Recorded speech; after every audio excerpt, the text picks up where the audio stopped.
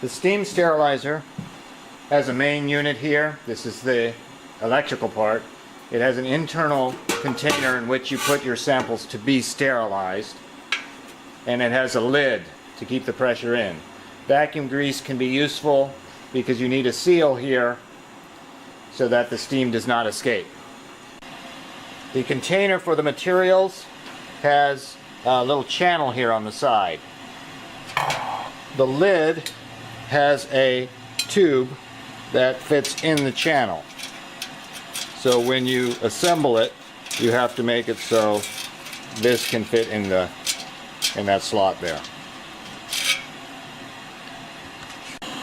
I put a gallon of distilled water in the bottom of the pressure cooker. It takes about an hour for it to heat up to boiling temperature, so you must plan ahead when you're doing this. You'll notice there's a platform here on which the actual container will rest. The controls here, this is the power knob. I've made a little notch here on the side showing you this is where the dial should be. On-off switch, this tells you when the heating element is actually heating. To help the seal, I can put the vacuum grease around the rim here. It's best to do this when the pot is cold.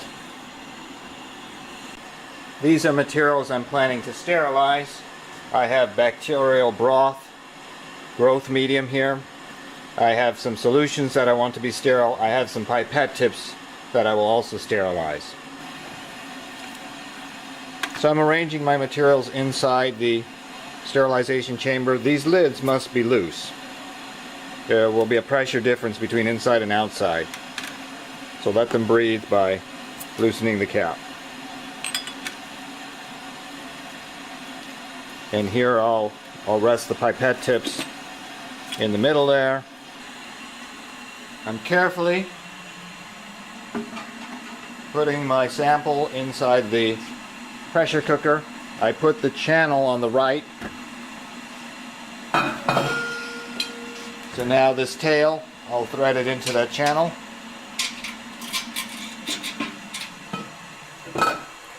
There are these built-in hooks here which should interlace with the base. And I'll try to get this fairly well centered. These flip up and they have a screw nut so I can tighten them. I don't want to tighten any one until I have them all in the upright position, and then as I tighten on opposite sides. Don't make one tight before you've gone all the way around to make them at least a little bit tight. And then I have to screw them down with some force so that I get a tight seal to keep the pressure in. Initially, this lever here needs to be up. There's the down position, there's the up position. It needs to be up to allow air to escape. With the lid on, the water will start to boil. We should see steam appear, well, steam exit from this valve here. And I need to let the steam escape for about 5 minutes before I close this valve and let the pressure start to rise.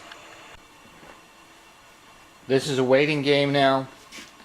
Heating is on, valve is open, pressure is reading 0, meaning it's the same, it's 1 atmosphere inside and outside, which will be the case as long as this valve is open. I'm just waiting for the steam to appear. Now steam is appearing at the valve. You can hear the hissing, you can see some droplets of water being expelled by the steam pressure. So I have to let this happen for just a couple more minutes. 5 minutes total of steam escaping is recommended. So now the steam has been coming out for 5 minutes. I'll close the valve. That stops the flow of steam. So now the steam will be contained within the pressure cooker. this dial here will start rising because the pressure is now building up within. I need to get the pressure into the green zone here for about 30 minutes. It's been 8 minutes since I closed the valve, and we're about halfway to the green zone now. I'm hoping another 10 minutes will get us there. Here you can see I'm not close to the green zone. I was a little closer a couple minutes ago, but the thermostat down here turned off the heating coil. So I moved the dial a little bit so that we can get back to the green zone. Notice the heating coil is on. So this is where I have to watch it and babysit it and make sure it stays hot enough, but not too hot.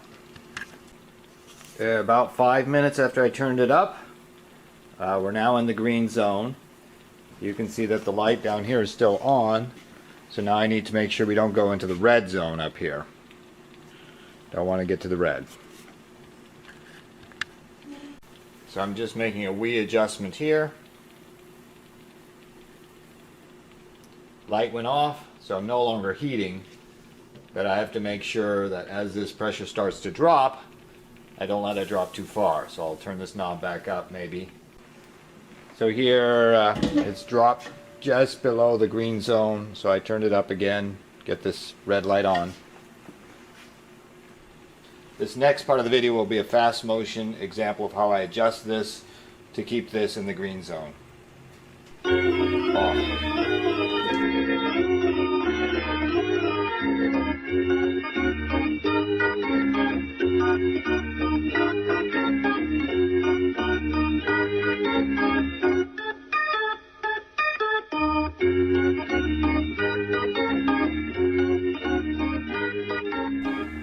So you can see it takes pretty much constant attention.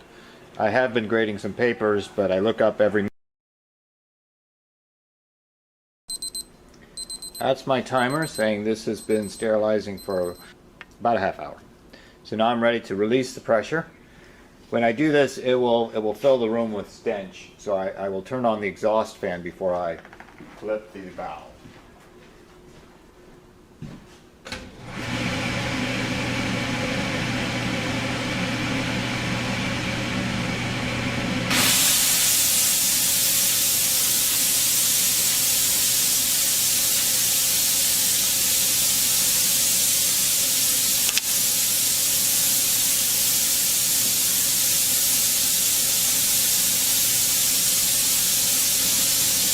Pressure's dropping here, but it does take a while to get back to 1 atmosphere. Everything's hot. So now the pressure is back down to 1 atmosphere. I can open this, carefully. And this is still very hot.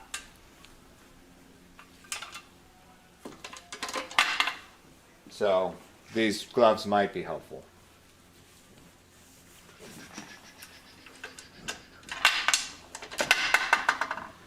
And now I can open the lid.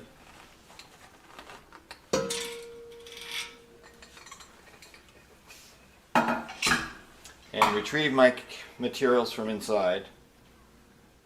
Careful so I don't spill.